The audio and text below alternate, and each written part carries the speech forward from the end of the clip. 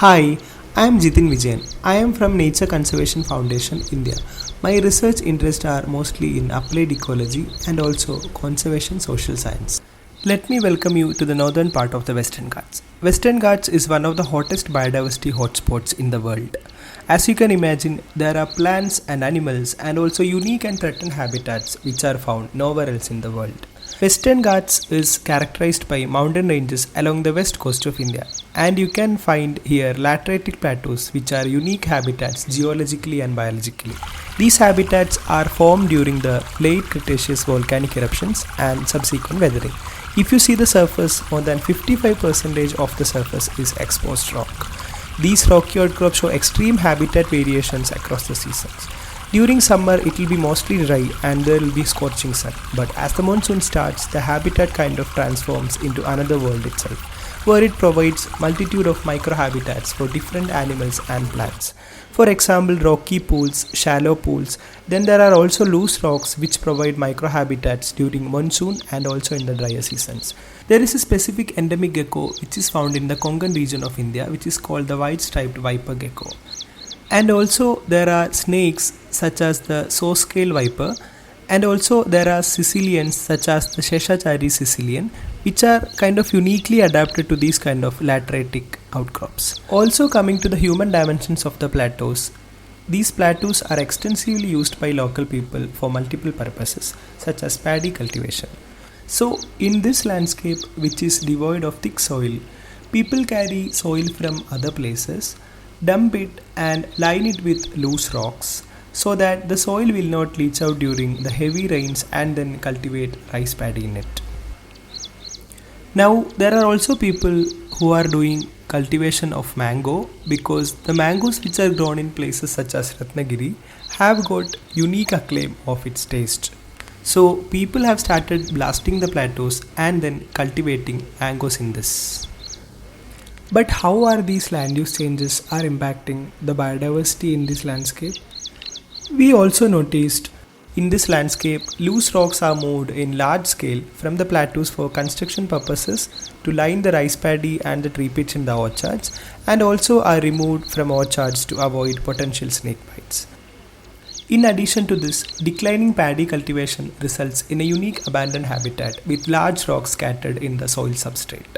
But these loose rocks of varying sizes are critical for ectotherms. Since they are unable to intrinsically regulate their body temperature, they need these rocks to protect themselves from the plateau's extreme climatic fluctuations. We wanted to understand how the land use changes and associated microhabitat disturbances are impacting animals. To study this, Manali Rane and I systematically recorded the number and size of the rocks and the animals under each of these rocks using a time-constrained survey method to analyze the changes in rock availability and animal community across the undisturbed plateaus, orchards and the abandoned paddies. Now, one problem that I faced in the field was that I was not able to identify all different animals to the species level. So this included different vertebrates and invertebrate animals. So we got technical expertise in this regard from Purnima Vishwanathan. So she helped us identify different insects and other arthropods living under the rocks. So to see what animals are living under these rocks, you have to slightly turn it or lift it up, and also you have to keep the rock back at the exact same place and in the same fashion so that you don't disturb the habitat. For example, you can just hold the rock like this and then quickly turn it up, and you can see what animals are under it, and then you can record it in your recording device. So like this, in the 1 hour period, you have to count or turn as many rocks as possible, and also you have to see what size class the rock belongs to. This is a medium sized rock, and you may also find large sized rock and also small sized rock. So you have to keep a count of that. So we found this interesting result that the number of large rocks was higher in the abandoned paddies as we expected, because people have been removing these rocks from the natural plateaus to abandon paddy fields.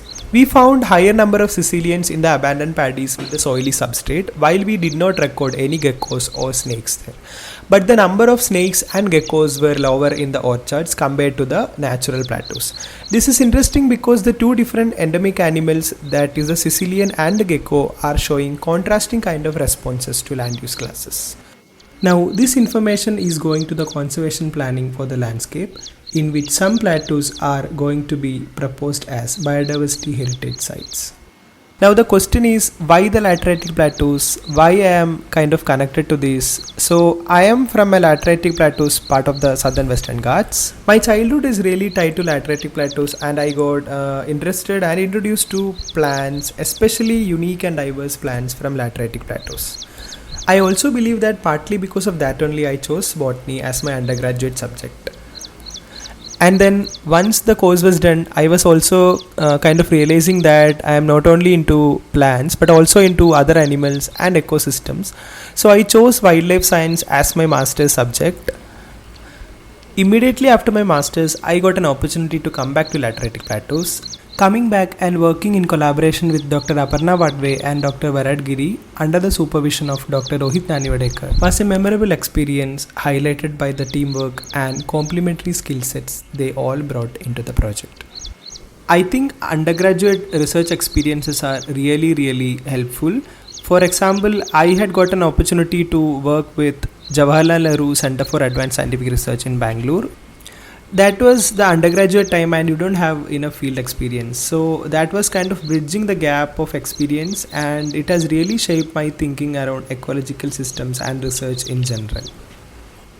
As part of the field research experience, I get to interact with a lot of people, animals, plants, different landscape, cultural expressions, which will give you a multitude of experiences from different aspects, which will be really helpful in crafting questions, and you will get a lot of chance to collect systematic data and then analyze it and then write scientific publications out of it, and then how do you communicate it with people in popular formats. So all these things will give you a different dimensions of your research, and that will also give you some idea about what kind of career you want to pursue in the future.